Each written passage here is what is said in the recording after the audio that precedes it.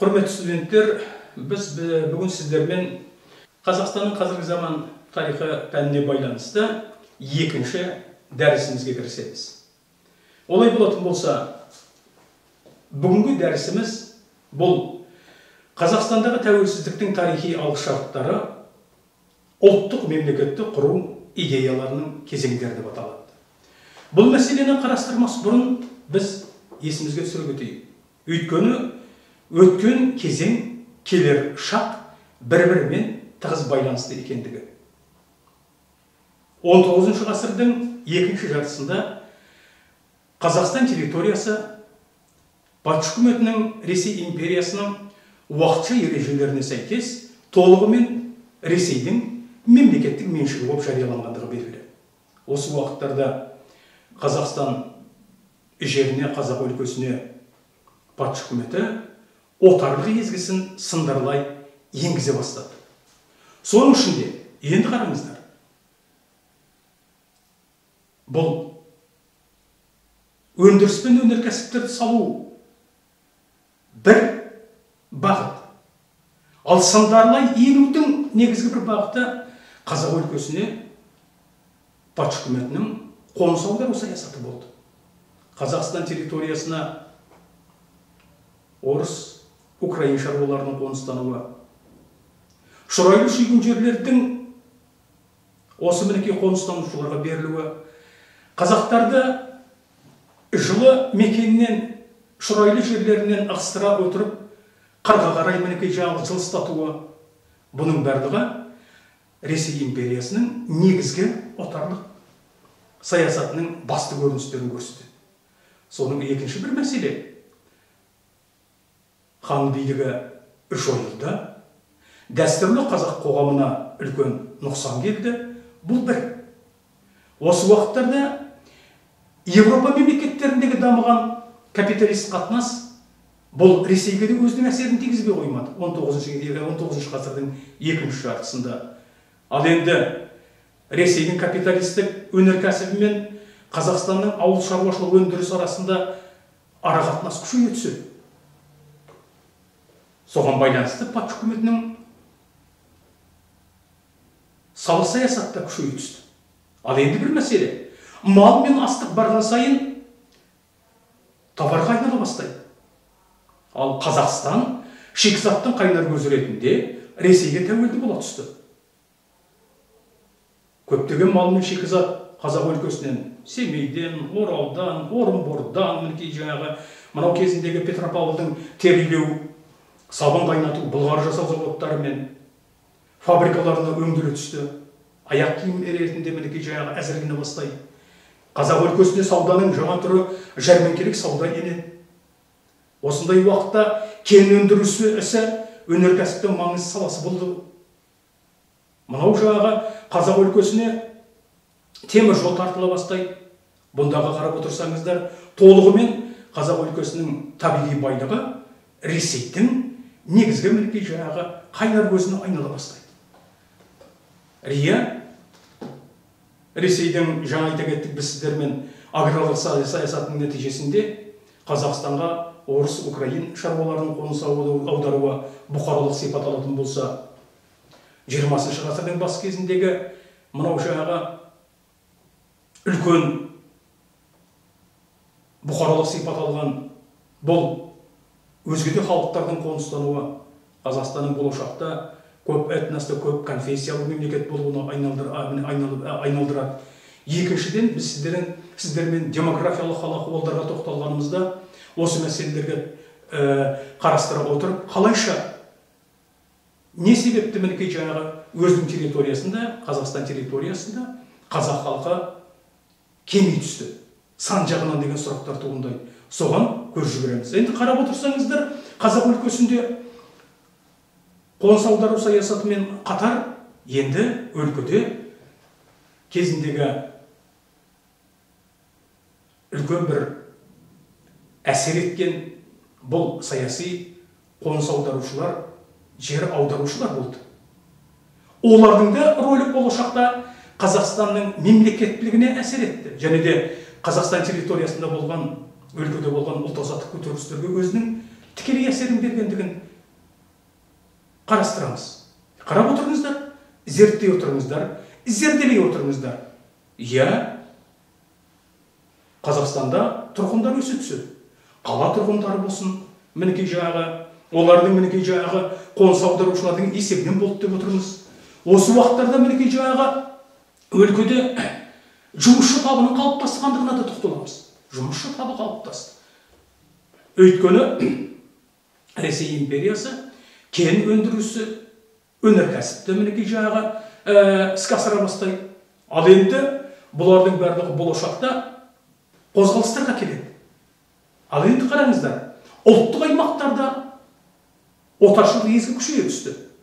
Патша үкіметі ұлт мәдениетін тұншықтыра отырып, бір халықты екінші халыққа айдап салу. Үстем тап өкілдерінің мінекей жаңағы қолдай отырып, оларға мінекей шаруаларды, жұмысшыларды қанау. Иә, қараңыздар, осы уақытта қазақ өлкесіндегі марксизм мінекей жаңағы идеясын таратушылар, мынау кезіндегі Атбасар, Көкшетау, Павлодар, Семей, Қарқаралы, басқа өлкеде мінекей жаңағы мол болғандығы белгілі. Соның кезіндегі Қарабосы, Домашевич болсын, Харитонов болсын, мысалы, Кочеговская болатын болсын, мінекей жаңағы Абаймен тығыз қарым-қатынастағы болған Михайлис болатын болсын. Бұлардың рөлдері марксизм идеясын таратушылар. Иә, 1905-1907 жылдардағы жұмысшы қозғалысы, патшалық тәртіп, ереуілдер, мінекей жаңағы, осылардың мінекей жаңағы орыс халқының революциялық қозғалысымен ұштасқандығын білеміз. Олардың мінекей жаңағы ең бірінші әлеуметтік тұрғыдан болатын болса, патша үкіметі мінекей жаңағы патшаның, мына қарап отырсаңыздар, жұмыс сағатына байланысты, немесе жаңағы қиыншылықтарға байланысты әлеуметтік тұрғыдан болатын болса, мынау жаңағы 1905 жылдан кейінгі 12 жылдардағы қозғалыстар енді саяси тұрғыдан болды. Оның ішінде кезіндегі патша үкіметі жойылсын, мінекей жаңағы бостандық жасасын деген ұрандар өтті. Ал енді 1905 жылғы ереуілге тоқталатын болса, соның бір айқын көрінісі, мынау жаңағы 1905 жылдың 11 желтоқсанында болған Успенск Мысыр руднигіндегі жұмысшылардың ереуілі болып табылады.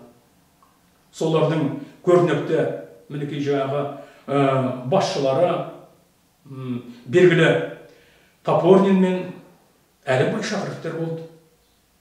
Иә, 1912 жылы ереуіл өзінің жаңа фазасына, немесе жаңағы жаңа мінекей жаңағы кезеңіне өтті.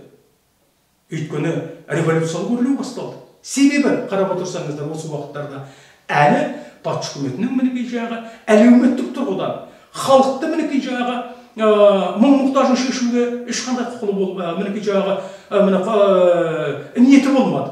Енді қараңыздар, патша үкіметі 1914 жылы бірінші дүниежүзілік соғысқа тартылды. Осының әсерінен өздеріңізге белгілі Қазақстанға ауыр зардап тартты. Ал енді қарайық, қаншама мінекей жаңағы жылқы, ауыл шаруашылық өнімдері жөнелтілді. Сонымен қатар мінекей 16 жылға өздеріңізге белгілі 25 жылғы маусымдағы Бұратана халықты мемлекеттік қорғаныс жұмыстарына пайдалану туралы тәртібі туралы мінекей ереже. Жұмыс күші есебінде ғана пайдалану емес, осы уақытта көзі ашық, көкірегі ояу азаматтардың мінекей жаңағы ел тәуелсіздігін, ел бірлігінің, елдің егемендігін мінекей жаңағы жолында күрескендігін көрсетеді. Иә, Қазақстан даласын, қазақ өлкесін үлкен ұлт азаттық көтерілістер шарпыды. Оның үшін өздеріңізге белгілі үлкен мінекей жаңағы халық қозғалысының кезінде Жетісу жерінде Тоқаш Бокиннің, Тұрар Рысқұловтың, Бекболат Әшкеевтің, Орал өңірі мен Бөкей ордасындағы Сейітқали Меңдешевтердің мысалы, қарап отырсаңыздар, Әбдірахман Айтиевтердің рөлі, Маңғыстаудағы Жалау Мыңбаев, ең ұзақ мінекей жаңағы кезеңді қамтыған Торғай жеріндегі Әбдіғаппар Жанбосынов, Амангелді Иманов, Кейкі Көкембаев, Әлібек Жангелдиндердің рөліне тоқтала кетеміз. Иә, қазақ даласының барлық өлкесін қамтыды. Енді барлық өлкесін қамтыды деп отырмыз. Жазалаушы экспедициялар патша үкіметінің халықтың көтерілісін аяусыз басып жаныштады.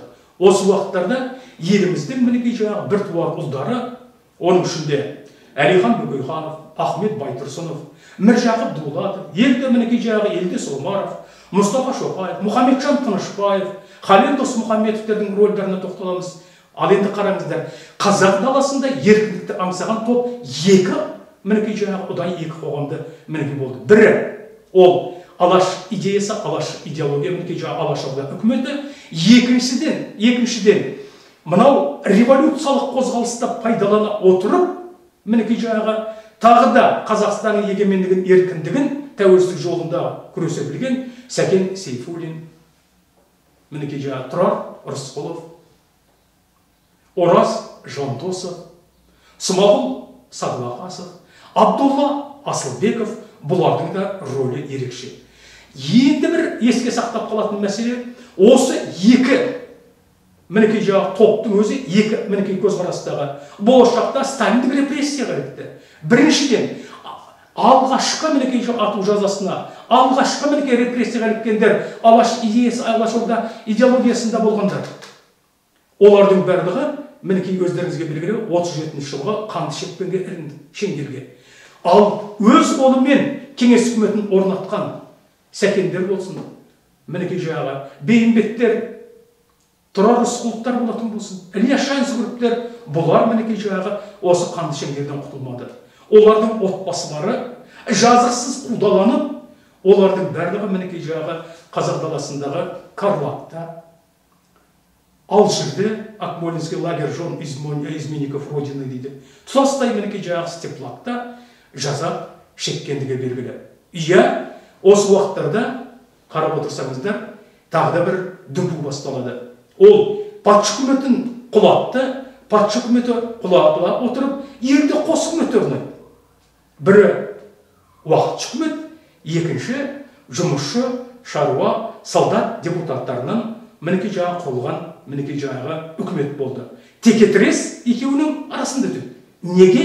Бірі бұл монархия, немесе кезіндегі патша үкіметінің заңдарының өз күшінде қалғандығын көрсетті.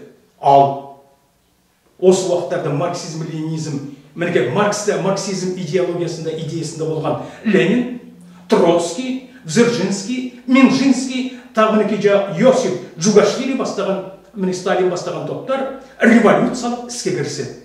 Осының нәтижесінде билікке өздеріңізге белгілі жаңа система, жаңа қоғам келді.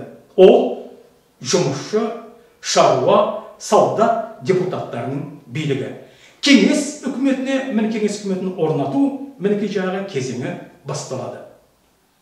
Жаңа айтып кеткендей, мінекей жаңағы осы уақытта қазақ халқының қайраткерлері ұлттық мәселелерге байланысты еркіндік пен егемендіктің жолында қазақ газеті арқылы халыққа мінекей жаңағы арнайы үндеу жариялады. Осы мінекей үндеудің нәтижесінде 1917 жылдың кезеңінде, әсіресе 21 мен 26 шілдесінде Орынборда өткен бүкіл қазақтық съезде Алаш партиясы құрылды. Ал енді келесі мінекей жаңағы үлкен екінші съезде қазақ автономиясы, Алашорда үкіметі ұлт кеңесінің құрылғандығы белгілі. Жаңа үкіметтің құрамында 15 адам болды. Мінекей халық кеңес төрағасы болып Әлихан Бөкейханов тағайындалды. Мінекей большевиктік ағымдағы топтармен мынау жаңағы Алашорда арасында осы идеология мінекей жаңағы қарама-қайшылықтардың тереңдей түскендігін аңғарамыз. Құрметті студенттер, қазір біз сіздермен келесі сабаққа ден қоямыз. Біз келесі сабағымыз осының мінекей жалғасы болып табылатын кеңестік мемлекеттік құрылыс үлгісінің жүзеге асырылуы. Баршаңызға амандық тілеймін, сәттілік болсын.